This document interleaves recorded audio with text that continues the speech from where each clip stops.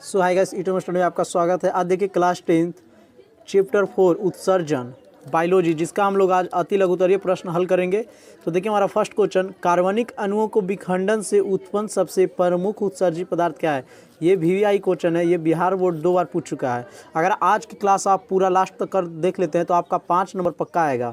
तो देखिए यहाँ फर्स्ट का आंसर, कार्बनिक अणुओं को विखंडन से उत्पन्न सबसे प्रमुख उत्सर्जी पदार्थ क्या है। तो इसका आंसर हो जाएगा कार्बन डाइऑक्साइड, CO2। आप लिख लीजिएगा कार्बन डाइऑक्साइड।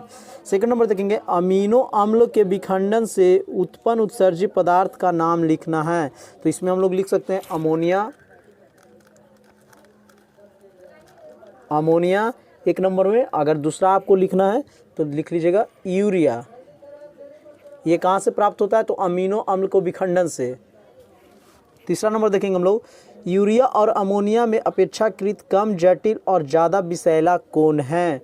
तो देखिए अमोनिया जो है वो कम जटिल है, ठीक है, परंतु अधिक विषैला है। क्योंकि आपको यहाँ पे एक देखिए कॉन्सेप्ट होता है, जो कम जटिल होगा वो अधिक गैस देगा, यानी अधिक विषैला रहेगा, ठीक है, उससे अधिक बदबू आएगा। और जो ज़्यादा जटिल रहेगा उससे कम विषैला आएगा। तो यूरिया और अमोनिया में कौन है, तो सबसे ज़्यादा अमोनिया है। क्या, कम जटिल भी है और विषैला भी है। इसको आप लिख सकते हैं अमोनिया। 4 नंबर देखेंगे, अमीबा में उत्सर्जी पदार्थ शरीर के सतह से किस विधि से बाहर निकलता है। आपको बताना है किस विधि से, तो विसरण द्वारा, विसरण विधि द्वारा। देखिए 5 नंबर है, मूत्र मार्ग क्या है। तो मूत्र मार्ग लिख के आप डैश दे दीजिएगा। 5 नंबर देखिए हमारा, मूत्र मार्ग एक नली है जो मूत्राशय के पिछले भाग में उपस्थित होता है, ठीक है। मूत्र मार्ग एक नली है जो मूत्राशय के पिछले भाग में उपस्थित होती है। 6 नंबर देखेंगे, मनुष्य के वृक्क के 2 महत्वपूर्ण कार्यों का नाम लिखे। वृक्क मतलब पता है आपको किडनी, तो इसका 2 महत्वपूर्ण का लिखना है। तो आप सबसे पहला इसको लिख सकते हैं मूत्र का निर्माण, मूत्र का निर्माण, ठीक है। और सेकंड लिख सकते हैं रक्त को शुद्ध करने में, रक्त को शुद्ध करना। इसका 2 महत्वपूर्ण कार्य लिख दें, रक्त को शुद्ध करता है और मूत्र का निर्माण करता है। 7 नंबर देखेंगे, वृक्क से संबंधित उत्सर्जन में भाग लेने वाली अन्य रचनाओं का नाम लिखना है। तो इसका हो जाएगा मूत्रवाहिनी, और दूसरा लिख लीजिएगा मूत्राशय, मूत्रवाहिनी और दूसरा मूत्राशय। 8वां नंबर देखिए, वृक्क की रचनात्मक और क्रियात्मक इकाई को क्या कहते हैं। ये मोस्ट को वीवीआई क्वेश्चन है, क्योंकि ये बिहार बोर्ड न जाने कितना और पूछा है। सबसे इजी 2 नंबर पूछ देता है कि नेफ्रॉन क्या है। तो वृक्क की रचनात्मक और क्रियात्मक इकाई को नेफ्रॉन कहते हैं। या ऑब्जेक्टिव पूछ देगा, वृक्क की रचनात्मक और क्रियात्मक इकाई को क्या कहते हैं, तो नेफ्रॉन। इसका राइट आंसर हो जाएगा नेफ्रॉन। 9 नंबर देखिए, मनुष्य के प्रत्येक वृक्क में नेफ्रॉन की संख्या होती है। तो ये क्वेश्चन भी आया हुआ है मेरे प्यारे बच्चों, लगभग 10 लाख, ठीक है, लगभग 10 लाख।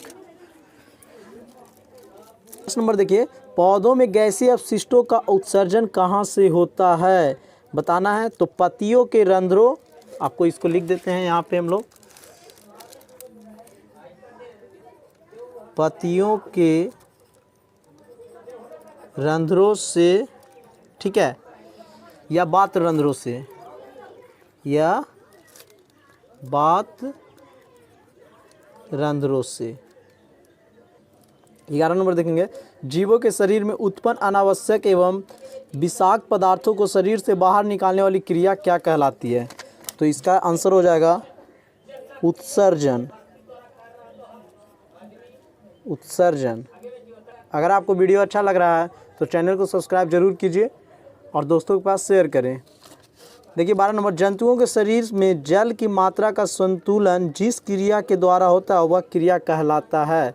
तो वह क्रिया कहलाता है जल का संतुलन, ठीक है, जल का संतुलन, वो क्रिया कहलाएगा जल संतुलन। 13 नंबर देखिएगा, मानव मूत्र में जल की प्रतिशत मात्रा सामान्यतः कितनी होती है।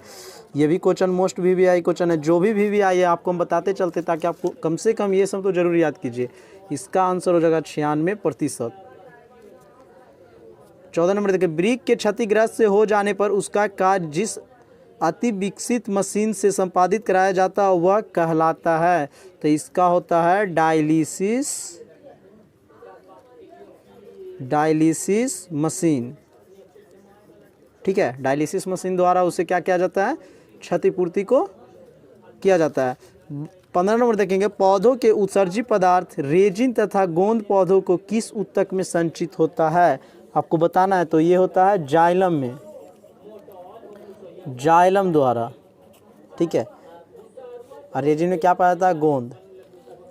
16 नंबर देखेंगे, पौधों में गैसीय अपशिष्टों का उत्सर्जन रंध्रों के अतिरिक्त अन्य किन छिद्रों द्वारा होता है। तो आपको इसका लिखना है बात रंध्रों द्वारा, बात रंध्रों के द्वारा। 17 नंबर देखेंगे, बबूल के पौधे से निकलने वाली गोंद पौधे में होने वाली किस प्रकार की क्रिया फलस्वरूप उत्पन्न होते हैं। हम लोग देखते होंगे बबूल के पेड़, आप जानते हैं, जिसमें बहुत सारा कांटा रहता है। ठीक है, तो उसमें से जो गोंद निकलता है उसे किस क्रिया द्वारा वह निकलता है। तो इसका राइट आंसर होगा उत्सर्जन।